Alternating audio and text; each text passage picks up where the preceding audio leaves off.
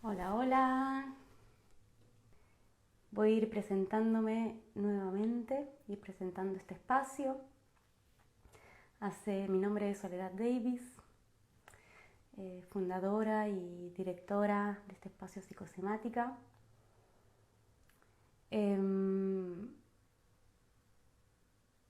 Y hace 2 semanas atrás, 15 días atrás, comencé a proponer estos espacios de encuentro en vivo, con la intención de encontrarnos. Nos vamos siguiendo muchas veces en las publicaciones en diferido y de mi parte con muchas ganas también de encontrarme con vosotros y conversar en este espacio que es un espacio informal. No pretende ser una clase, pero sí traer ciertas reflexiones acerca de la astrología y sobre todo en la investigación de la historia y la filosofía de la astrología. Compartirlas con todos ustedes, esperando que esto también siembre semillas en cada uno de ustedes, semillas de reflexión, de profundización en la práctica astrológica también. Y estaba indecisa sobre qué temática abordar. Las propuestas y las preguntas que me hicieron me encantan, me súper apasionan también para abordar, y por alguna razón igual sentía que eran como más adelante, ¿no? Que requerían como desempacar ciertas cuestiones en el medio o sentidos que iré descubriendo en el camino. Um, pero que sentía que era para un poco más adelante, y la verdad que estaba como bastante indecisa, y dejé el espacio abierto también porque sabía que ayer, eh, convocados por Aleix Mercadé, astrólogo aquí de Barcelona, quien es el organizador del próximo Congreso Ibérico aquí en Barcelona, que será el año que viene, y está coordinando algunos eventos pre-congreso, nos había convocado a varios astrólogos para el día de ayer reunirnos en 2 mesas redondas, ¿no? Para compartir sobre determinadas temáticas. Una mesa redonda fue acerca del destino, que es una temática que me interesa mucho y que investigo. Y la otra mesa redonda era más específica sobre ciertos tránsitos, o sea, los retornos de Saturno, me parece.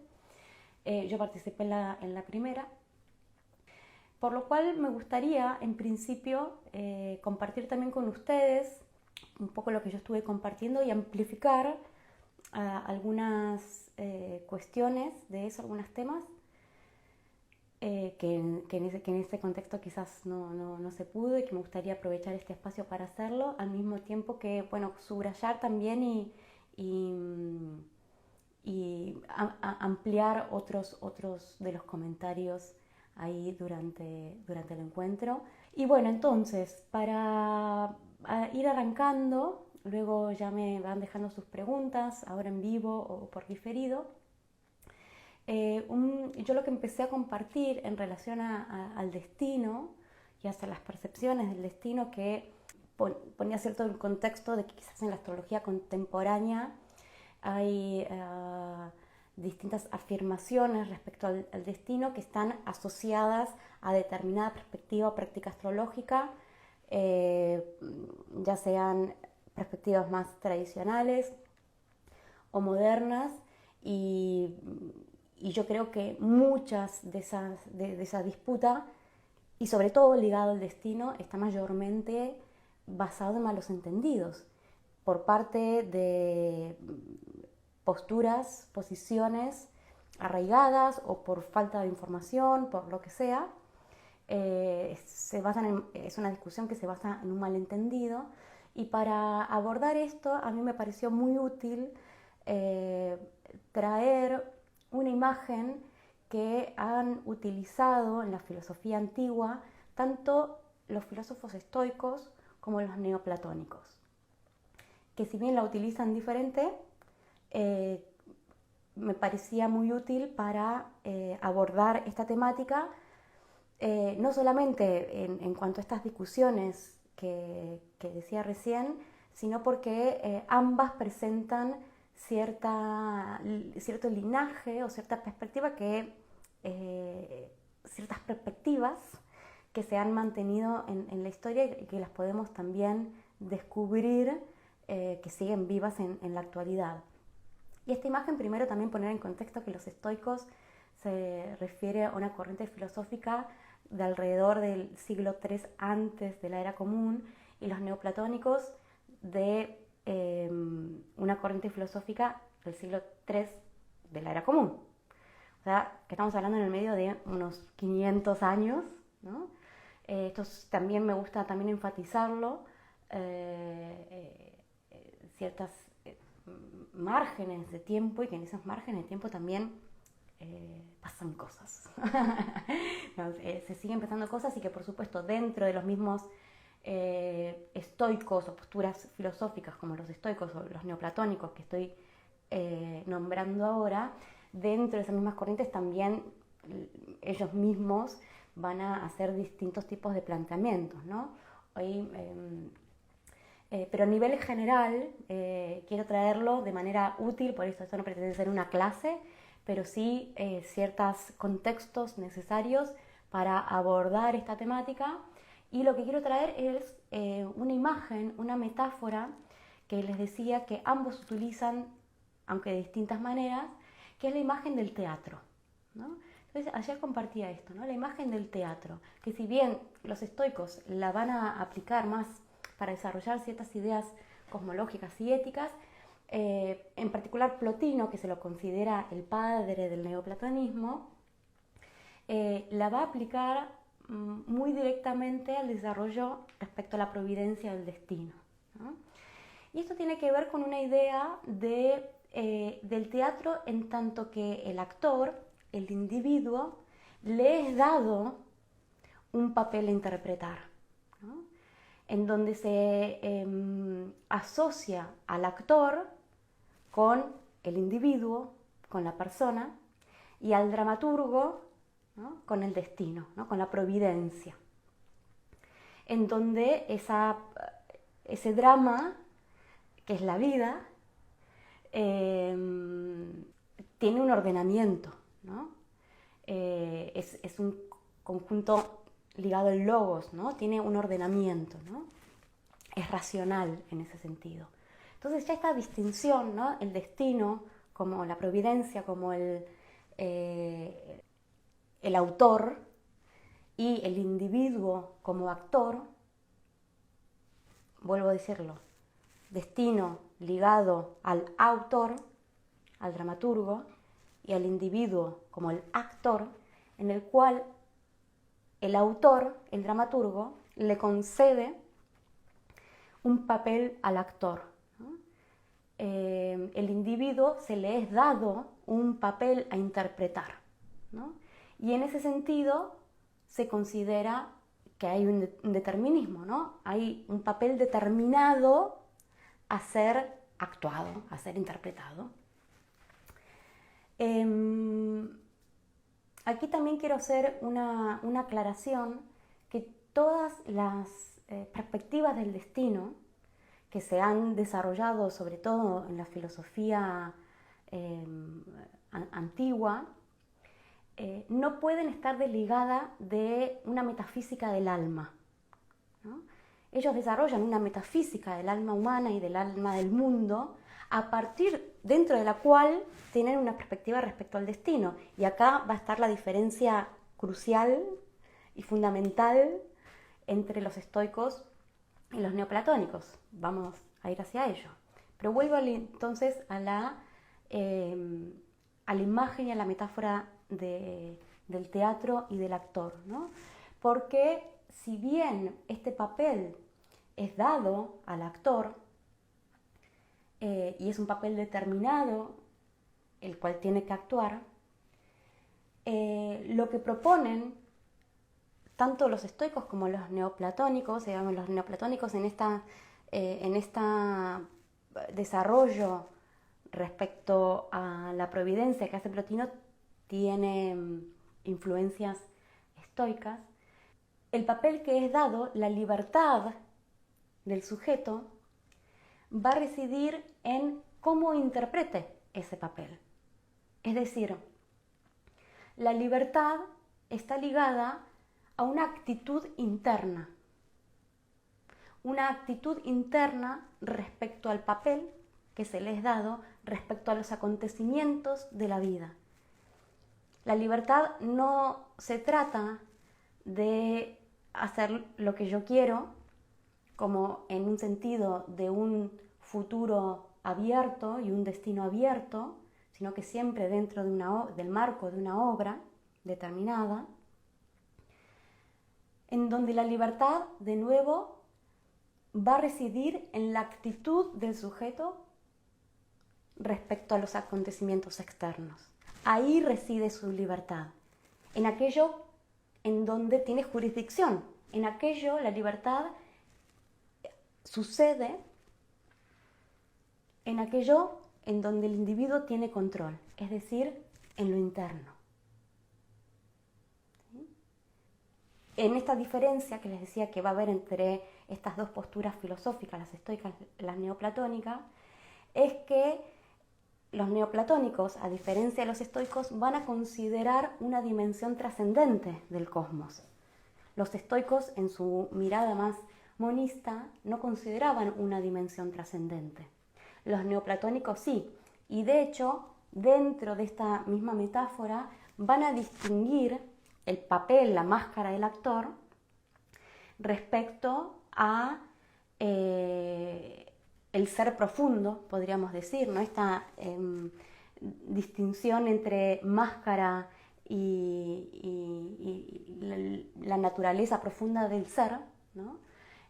Ya va a estar propuesta a partir de estas posturas de Plotino, ¿no? Entonces, a esta actitud en donde reside la verdadera libertad del sujeto, una actitud interna respecto a los acontecimientos externos, los neoplatónicos, Plotino en particular, le va a otorgar una dimensión ontológica superior, ¿no?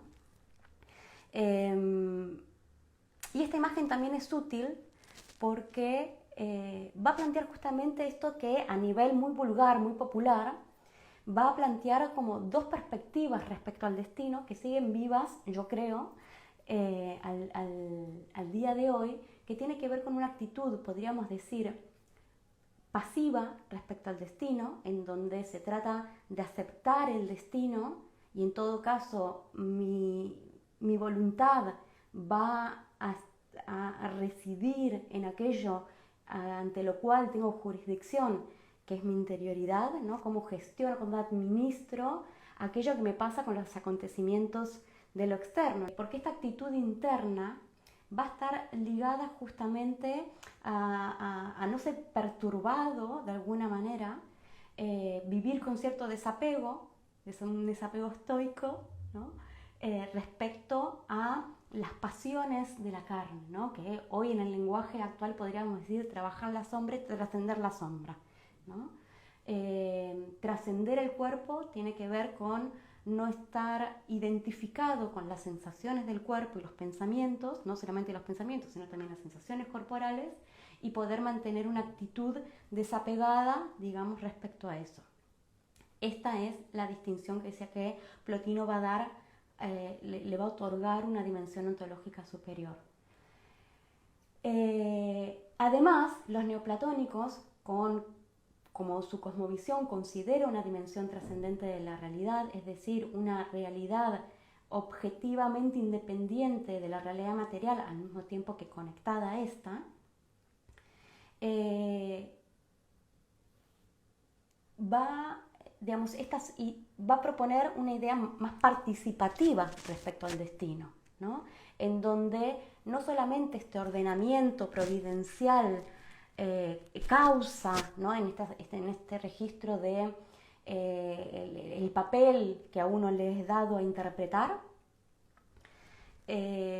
sino que también va a proponer que el alma individual es tan causante conjuntamente con el alma humana. Entonces hay una relación participativa del individuo y el destino, ¿sí? Siempre de vuelta dentro de un cosmos determinado, digamos, el cosmos determinado, esta idea determinista, los estoicos tienen mucho que ver en todo esto a partir de también de un concepto que fijan de alguna manera los estoicos, que es el concepto de simpatía, que refiere a este universo, a esta visión del mundo en donde todo está conectado con todo, tanto lo que podemos percibir materialmente como la dimensión invisible de la realidad, todo está conectado con todo. Entonces, desde esta percepción cosmológica, bueno, es que podemos determinar, ¿no?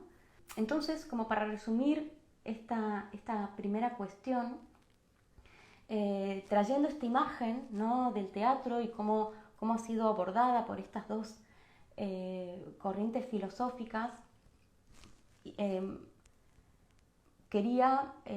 planteaba estas dos perspectivas de manera general, que es una perspectiva más pasiva respecto al destino, en donde se trata de aceptar el destino, y la libertad, como decía, reside en la actitud interna de la persona, teniendo en cuenta que el propósito siempre que se buscaba era el propósito de, digamos, la búsqueda de la felicidad, ¿no? Ahora, esta felicidad justamente se basa en trascender el sufrimiento, y que esto tiene que ver, está ligado a la actitud interna, ¿no? Entonces ahí reside la libertad. Digamos, para alcanzar la libertad debemos centrarnos en las cosas que están bajo nuestro control, bajo nuestra jurisdicción. Y esas cosas nunca están en el mundo exterior, en ese sentido, sino en el mundo interior, ¿sí?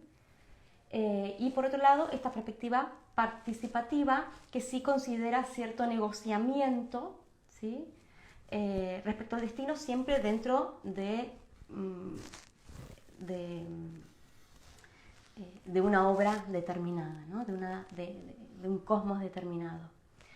Esto también lo traigo porque, por ejemplo, surgieron también una idea, Ale Lodi traía esta idea de, bueno, que es una de las ideas que también aparecen mucho en astrólogos psicológicos actuales, como el destino como aquello negado de uno mismo, ¿no? Y esto tiene mucho para hacer doble clic y pensar, ¿no? Por un lado, esto parte también de una concepción de la carta natal, de que toda la carta natal habla de mí, ¿no? Y esto es una lente con la cual, en todo caso, podemos leer una carta natal, pero que se basa en sus significados universales y naturales, ¿no?, en sus significados arquetipales solamente, ¿no? La astrología psicológica moderna está orientada a una interpretación de los planetas en su significado natural y universal arquetipal, ¿sí? Entonces, desde esta lente se interpreta la carta natal como que todo habla de mí, ¿no? Y que los planetas como funciones psicológicas. En este sentido estoy diciendo que la carta habla de mí, porque los planetas representan funciones psicológicas. Y esto es cierto, ¿sí? Estos significados son correctos,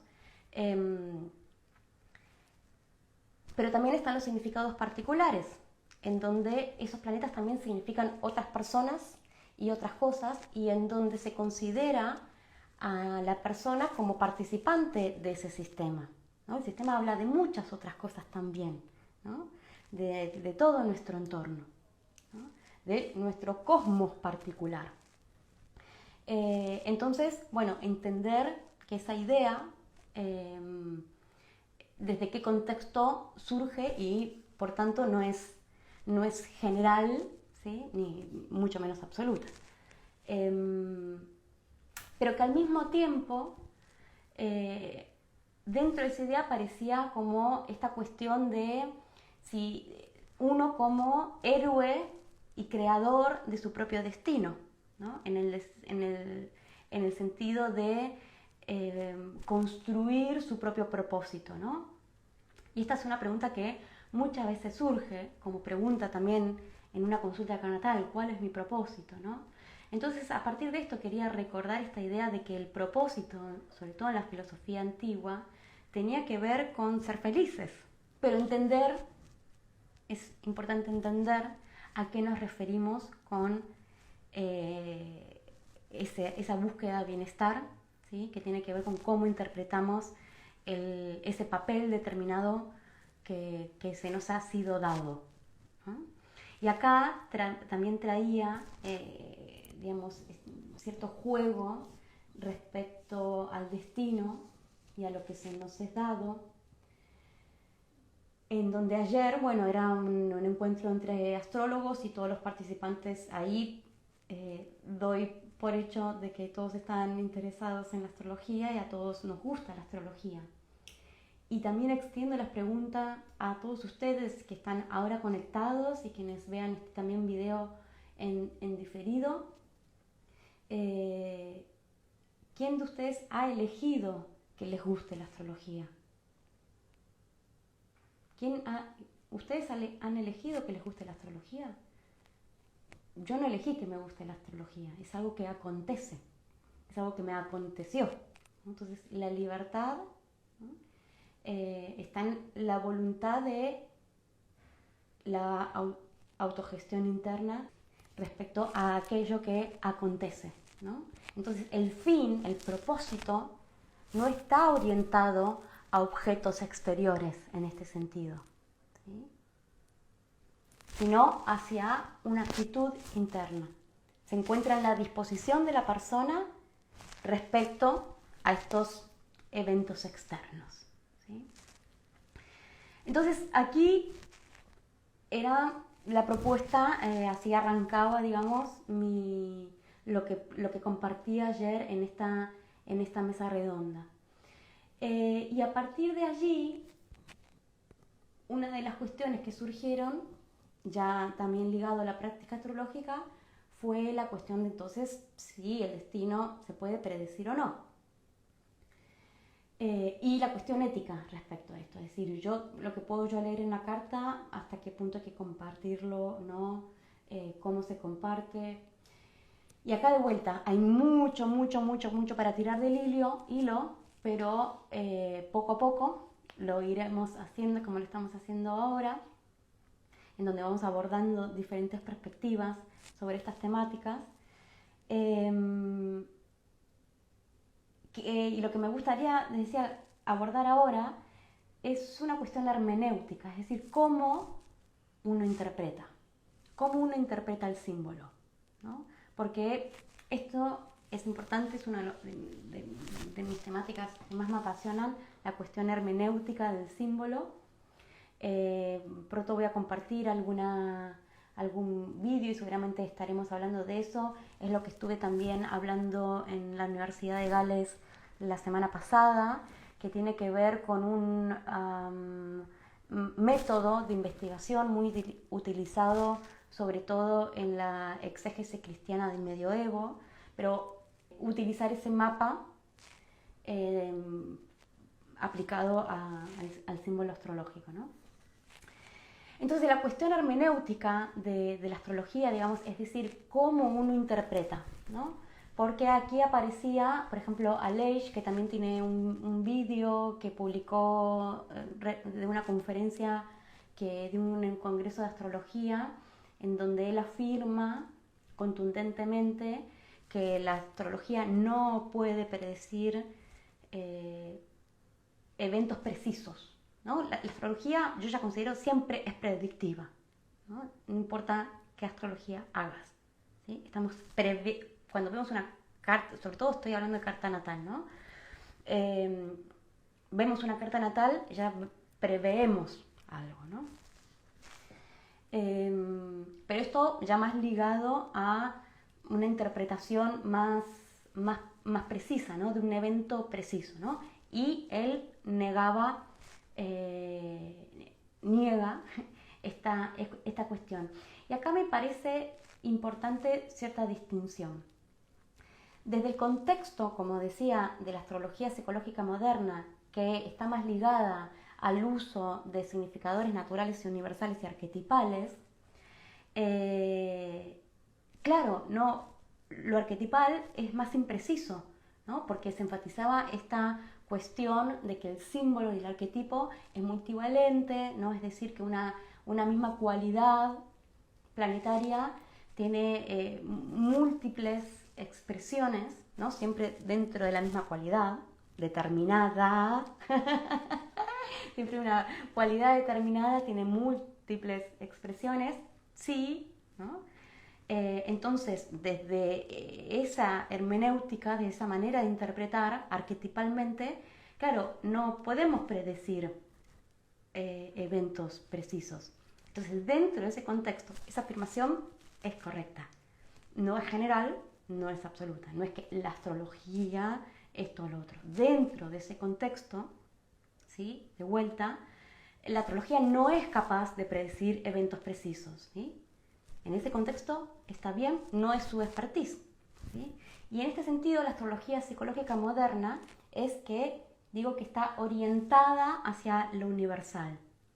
Y en esa orientación a lo universal, en contraposición, puede perder de vista, y muchas veces la pierde directamente, la literalidad del símbolo, cómo ese símbolo cobra materia concreta y precisa, ¿sí? Por otro lado,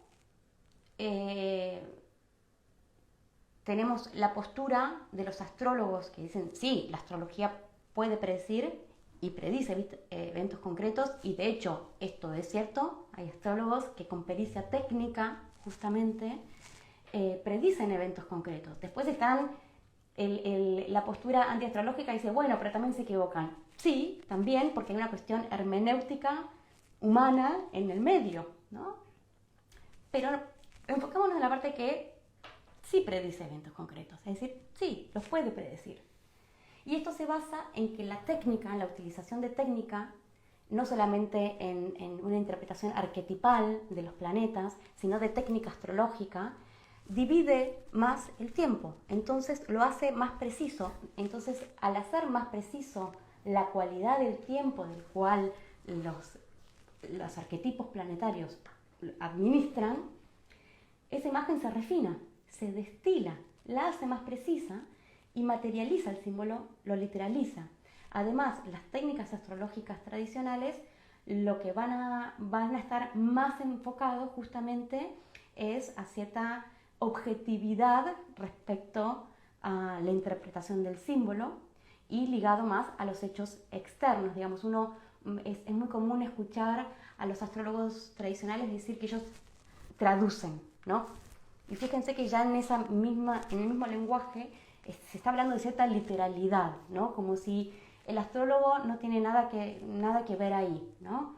Desde esa idea van a ser reemplazados por ChatGPT.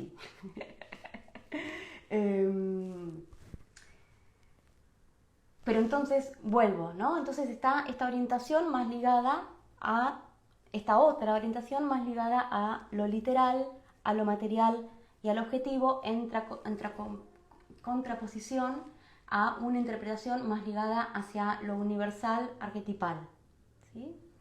Y subjetivo, ¿sí? Hacia la interioridad subjetiva de la persona. Y entonces estas son dos orientaciones hermenéuticas diferentes y para nada excluyentes.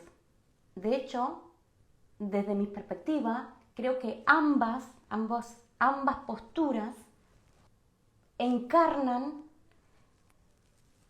el desencantamiento del mundo, en el sentido de que una encarna el polo subjetivo y el otro el polo objetivo, y una sin la otra es una astrología un poco tuerta, vamos a decir, ¿no? Entonces requiere de las dos miradas, de los dos ojos, ¿sí? Para que justamente la astrología encarne el corazón de la interpretación simbólica y la práctica simbólica, que tiene que ver con religar, con la unión, con que se una aquello universal con lo particular y no perder de vista el aspecto literal del símbolo y el aspecto material del símbolo. Perdón. no solamente su aspecto arquetipal y universal. Yo decía que así como la astrología psicológica en su orientación universal y arquetipal puede perder de vista justamente este aspecto literal y material, por el otro lado, el astrólogo tradicional, en su mirada más objetiva y literal del símbolo, se puede volver muy utilitaria, perdiendo así de vista el aspecto sagrado de la comunicación con los dioses, ¿no? En este sentido a mí me gusta mucho decir, y lo enfatizo mucho con mis alumnos y alumnas, esta idea de aplicar la pericia técnica, de aplicar la técnica como un ritual de comunicación con los dioses planetarios, ¿no? Estamos creando ese orden, ¿no?, de comunicación con los planetas, de comunicación con la divinidad.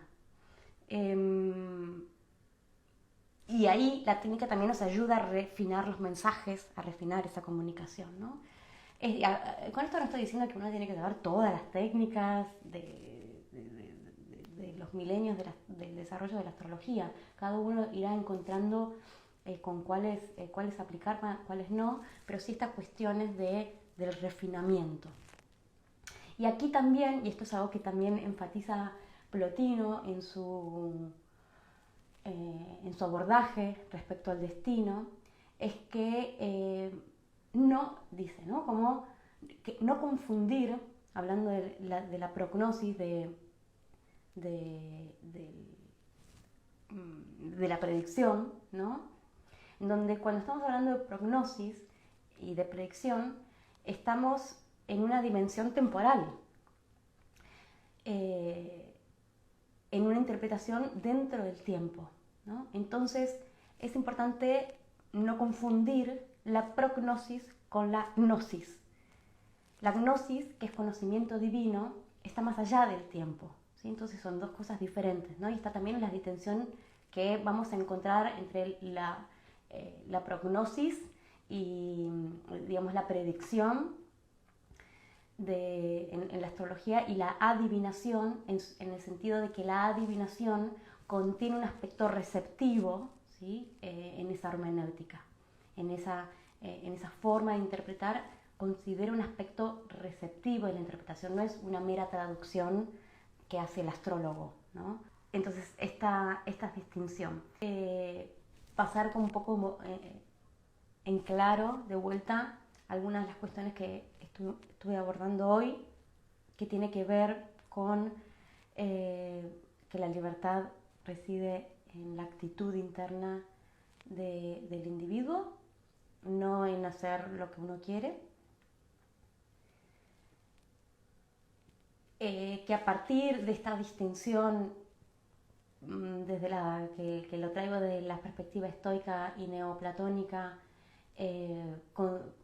consideraba dos perspectivas presentes en la astrología respecto al destino, que es una perspectiva pasiva, receptiva, donde solo tengo que aceptar los acontecimientos de la vida, y la perspectiva participativa, que considera una justamente relación recíproca entre el anima mundi, el alma del mundo, y el alma particular, ¿no? La cuestión también de la predicción, de la prognosis, entenderlas desde qué contexto, ¿no?, se hacen determinadas afirmaciones, en donde si la astrología puede predecir o no, desde la cuestión arquetipal, dentro de ese contexto a veces se hacen estas afirmaciones que dentro de ese contexto es entendible. Y por otro lado, el hecho concreto de que sean con otras técnicas también, con la aplicación de otras técnicas, se pueden predecir eventos concretos. Y la cuestión de cómo estas interpretaciones están orientadas hacia lo universal y hacia lo particular, y que, como decía, proponía como reflexión, como que ambas están encarnando uno de estos polos del desencantamiento del mundo, que es una problemática también de nuestra mente occidental, de nuestra cultura occidental, que dualista, que divide entre el objetivo y lo objetivo constantemente, lo subjetivo y lo objetivo, ¿no? Entonces la necesidad de que estas sean complementarias, y de hecho esta ha sido la propuesta desde el principio de psicosomática, ir hacia una integración, ¿no? de estas y complementariedad de estas perspectivas. Bien, quería compartir estas cositas.